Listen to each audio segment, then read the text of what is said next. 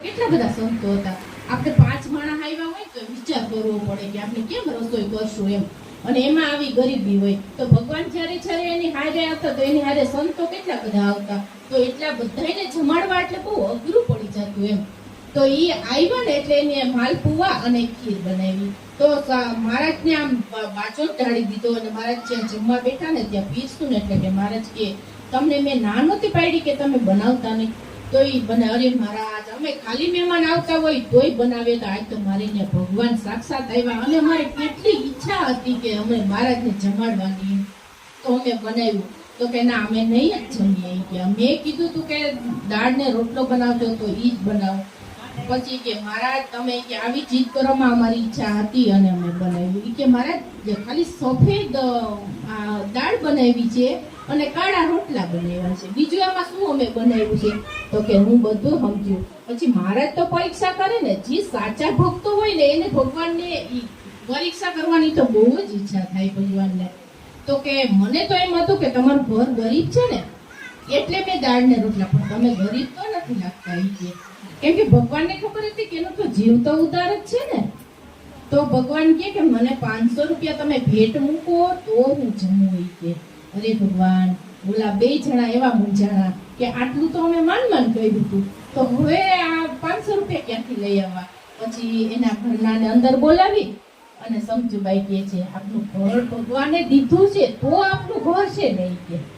જો આ મહિમાની વાત છે હો આપને, કે આપનું ઘર ભગવાને દીધું છે, આપનું તો નથી ને. એને કે ગીરવી મૂકી આવો અને તમે 500 રૂપિયા લઈ આવો.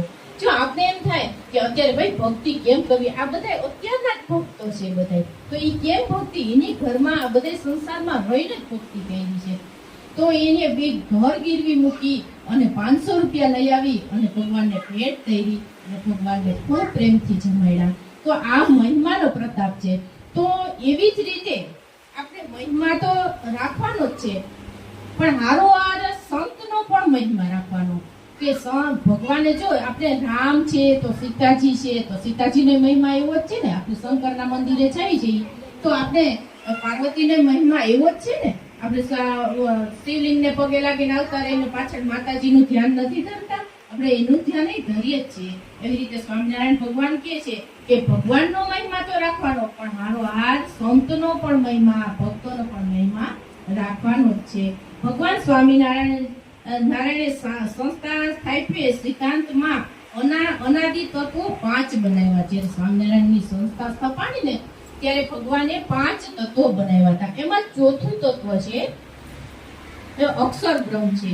તો અક્ષર બ્રહ્મ છે જીવ માત્ર માયામાં બંધાયેલા છે. આપણે જીવ અવતાર લીધો છે, જીવ પ્રાણી માત્ર ગમે સૂક્ષ્મથી મોટાથી ગમે જીવ, તો એમાં માયાથી જ બધા બંધાયેલા જ છે.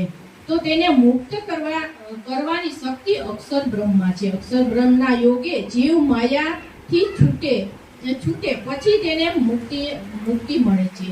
તો એ માયાથી છૂટવા માટે આપણે ક્યાં દોડીને જવાનું? તો કે જો કોઈ સાચા સંત મળી જાય તો આપણે આ માયામાંથી છૂટી શકીએ, બાકી છૂટવું બહુ અઘરું છે.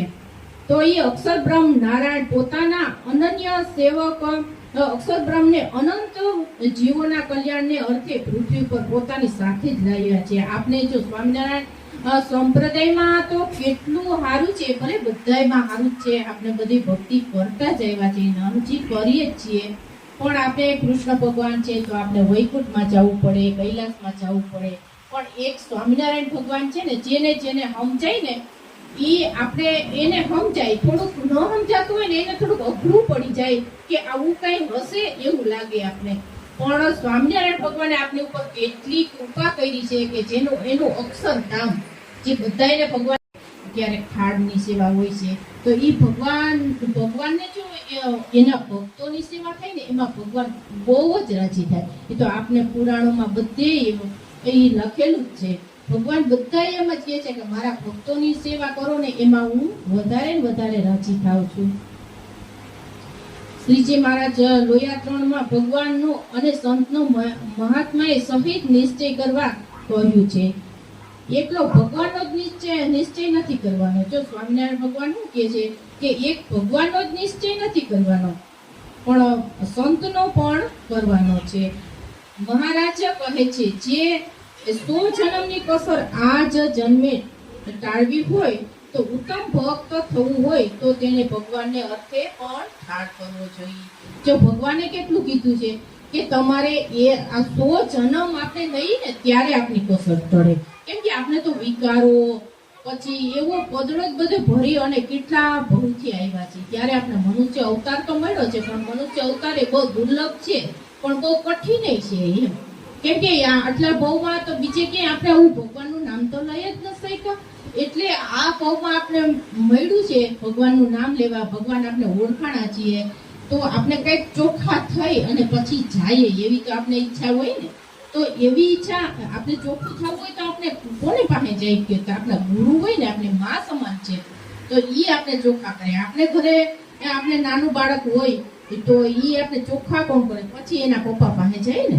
ગમે એવું છોકરું હોય ને જે ખરાબ હોય છે એટલે તરત જ એની મા પાસે જવા દે કે આને લઈ લે તો જરા, એમ જ સીધા કહે. ઈ ચોખ્ખું થાય તી પછી એના પપ્પા તેડે. એમ આપનો બાપ છે તો આપણા ગુરુ આપણે ચોખ્ખા જ્યાં સુધી ન કરે ને ત્યાં સુધી આપનો બાપ આપણે સ્વીકારે નહીં. તે જામ્યા તા જરા સંત કૃપાએ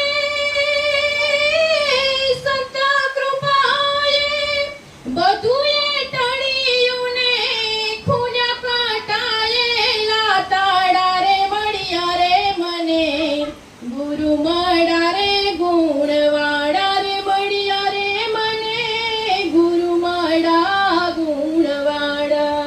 બસ ભગવાનને આ ચીજ પ્રાર્થના કરીએ કે આપણા હૈયાની અટડીમાં કેટલા બધા કચરા ભર્યા છે અને માથામાં ઝારા જાયમાં છે. એ આજે બસ આ ભાવનાબેન આવી કૃપા કરી અને આપણે બધાને ભેગા કર્યા અને આવો અવસર મળ્યો છે તો બધાય કચરા અને ભગવાનના પગના ચરણમાં ધરીને જાજો અને ખૂબ ચોખ્ખા થઈને જાજો એવી ભગવાન પાસે પ્રાર્થના છે. સ્વામિનારાયણ ભગવાન.